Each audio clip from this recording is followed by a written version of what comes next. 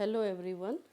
आज मैं आपको क्लास 9 के भूगोल का पहला पाठ भारत आकार और स्थिति का तीसरा और अंतिम पाठ पढ़ाने वाली हूँ। जैसा कि आपको मैंने अपने पिछले 2 वीडियो में भारत के आकार और स्थिति के बारे में बताया था। आशा करती हूँ कि आप सभी को वह सब समझ में आ गया होगा और याद होगा। तो आज मैं आपको भारत के मानक समय रेखा जो कि 82 डिग्री 30 मिनट पूर्व देशांतर रेखा है, इसके बारे में बताऊंगी। जैसा कि आप अपने स्क्रीन में देख रहे हो, यहाँ भारत का मानचित्र आपको दिख रहा है और इसमें आप एक लाइन देख रहे हो, देशांतर रेखा देख रहे हो, ऊपर से नीचे की ओर खींचा गया है। दिख रहा है ना आपको? यही है 82 डिग्री 30 मिनट पूर्व देशांतर रेखा। ठीक है। तो इसी रेखा पर जो भी समय होता है वही समय पूरे भारत के लिए मान्य होता है। पूरे भारत में इस पर जो भी समय होता है वही समय पूरे देश में माना जाता है। तो इसको जानने के लिए पहले हम आपको कुछ और भी बताना चाहेंगे। देखिए, आप यह इमेज देखिए, यहाँ आपको दिख रहा है, आपको सूरज दिख रही है, हमारी पृथ्वी दिख रही है। तो सूरज की किरणें आपको दिख रही है कि पृथ्वी के आधे भाग में पड़ रही है जहाँ की दिन हो रहा है, और आधा भाग ऐसा है जहाँ की सूरज की रोशनी नहीं पहुँच पा रही है, वहाँ आपका नाइट हो रहा है, रात हो रहा है। तो पूरे विश्व में अगर हम देखें तो पृथ्वी के आधे हिस्से में अगर दिन होता है तो आधे भाग में क्या होता है, उसका विपरीत वहाँ पर रात होती है। तो धीरे धीरे यही दिन वाला भाग जो है वह रात में बदलता जाता है और रात वाला जो भाग है वह सूरज के पास आता जाता है और वहाँ पर दिन हो जाती है। तो यह सब क्यों होता है? यह सब पृथ्वी के अपने ध्रुव पर घूर्णन के कारण होता है। पृथ्वी, जो आपको पता है कि पृथ्वी अपने अक्ष पर पश्चिम से पूरब की ओर घूर्णन करती है। ठीक है, जिसके कारण यह होता है। और यह पूरा एक चक्कर जो है पृथ्वी लगाती है वह 24 घंटे में, पूरे एक दिन में वह अपना एक चक्कर लगाती है। ठीक है।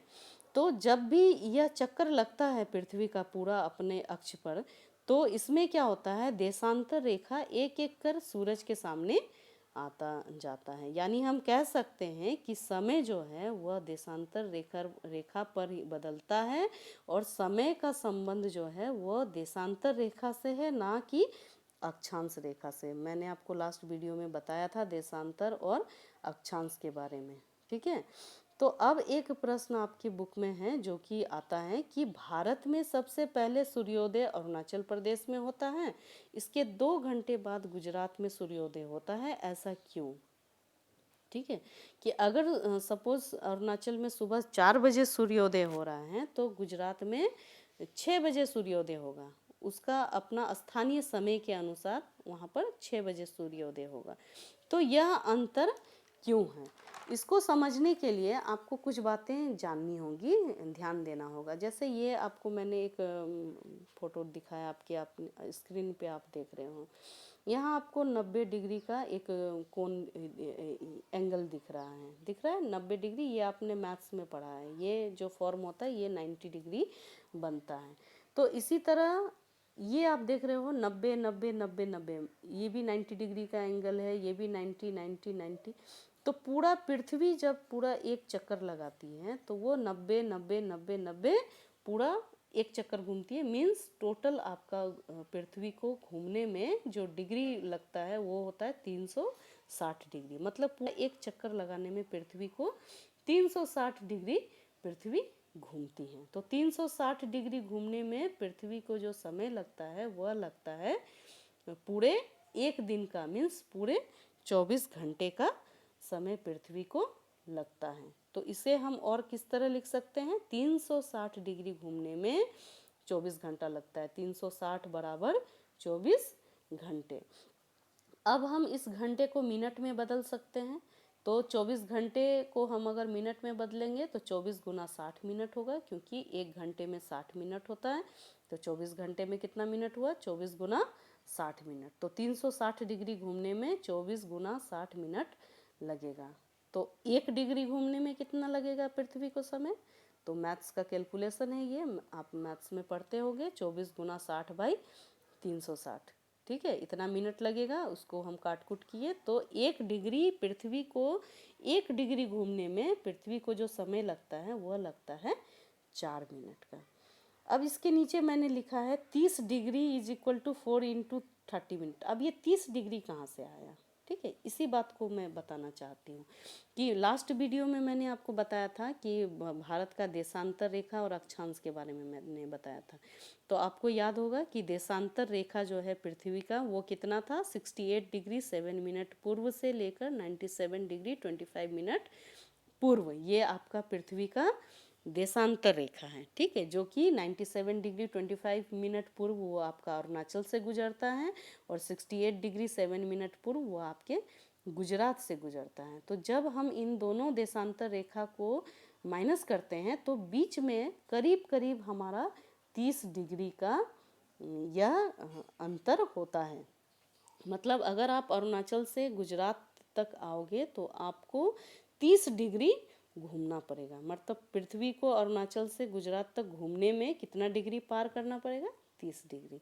तो जहाँ 1 डिग्री घूमने में 4 मिनट का समय लग रहा है तो आप अपने स्क्रीन पे देख लो, तो 30 डिग्री घूमने में कितना समय लगेगा?